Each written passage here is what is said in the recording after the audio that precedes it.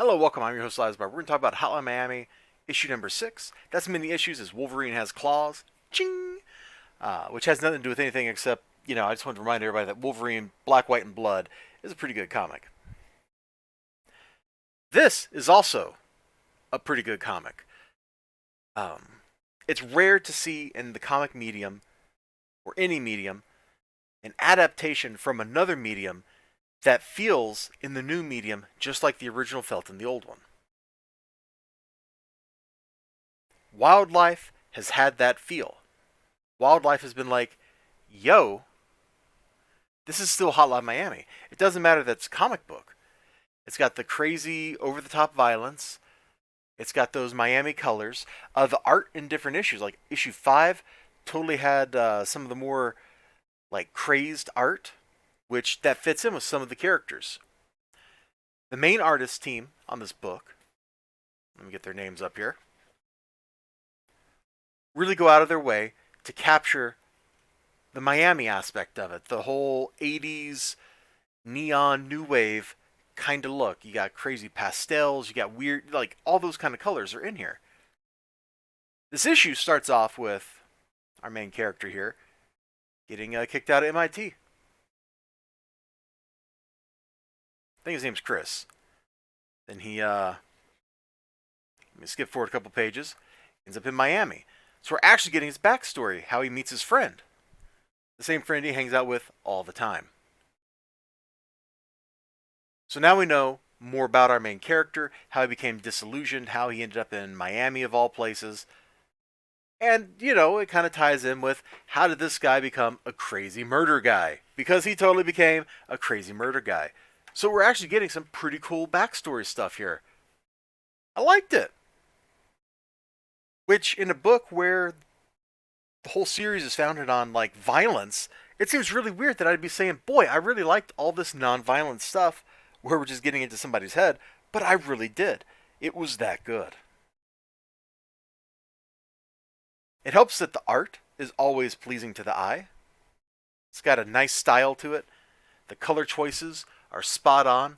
Everything about this is great. It's paced well. It looks good. Absolutely no complaints. And towards the end of the book, when it shifts into violence, it's also superb. Now, I just spoiled some stuff, but I don't really think I had any choice but to spoil a little bit of something here because of the violence. I wanted to show you this stuff. You can see when our main character realizes what just happened and all that kind of stuff, he just shifts gears so fast. It's not earlier, before the things happened. He was like, okay, we got to figure out a way out of this, But here, he's just like, forget it. I know what I got to do. And what he's got to do is machine gun a whole lot of people to death. The ensuing carnage is absolutely fantastic to look at. There's some brutality in it that's worthy of. If you've ever seen, was it Ryan Gosling movie, the one that kind of kickstarted the whole synthwave thing? Driver? I think it was Driver. But there's that hotel sequence in there where he beats a guy to death with a curtain rod or something, man. The violence in this section is worthy of the violence in that movie. It's absolutely fantastic to look at. The choreography from panel to panel is absolutely superb. Perfect example right here on the right side. He's looking to the left, shooting people. He ducks out the door, still shooting people, still looking to the left. Now, you could have done something like behind the camera or something else like that and reversed his direction or whatever, and it would have broken the sequence. But here, he's looking to the left, he's turning, he's turning, he's turning, he's turning. So we actually have continuity of his position, of the way he's looking. It's not like he just goes, hey, I'm looking this way, hey, I'm looking that way, back and forth. He actually sweeps through the motion. Like that. So he's doing a little circle. It's smooth. It feels like a natural progression.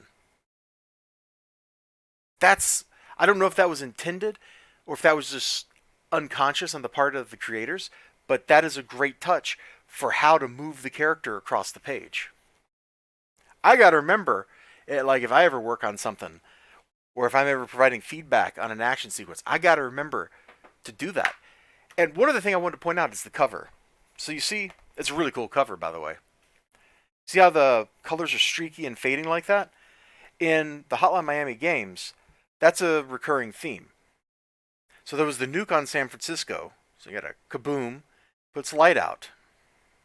Or the nuke in Miami at the end of the second game. Now let's say you got a person standing here. It's a very lumpy person. It's a snowman or something. I don't know. I should have made him bigger. Let's make him bigger. There's his big fat head. And he's just going to be a stick person now. There you go. Deal with it. But you got the light coming in. And so one of the recurring themes of the game is that when the bomb goes off, there's a little siren like, like that. Yep. Thumbs up. I just like killed somebody's ears. And then everything streaks behind him. And the screen goes kind of blurry and stuff. It's exactly what you see here to the stars and the Soviet side of the flag. That's a good way to pull the motif from the games into the comics and to tie everything together thematically and visually.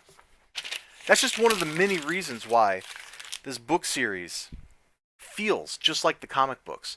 This is great stuff. You need to read. If you like Hotline Miami at all, if you like action, you gotta read this. I'm going to keep telling you, you gotta read this until there comes a point in time where I no longer need to, because everybody has read this. You all take care of yourselves. You have a great day, great night, great whatever you got going on. You have a good one. Sure, hope to see you again next time. And bye-bye.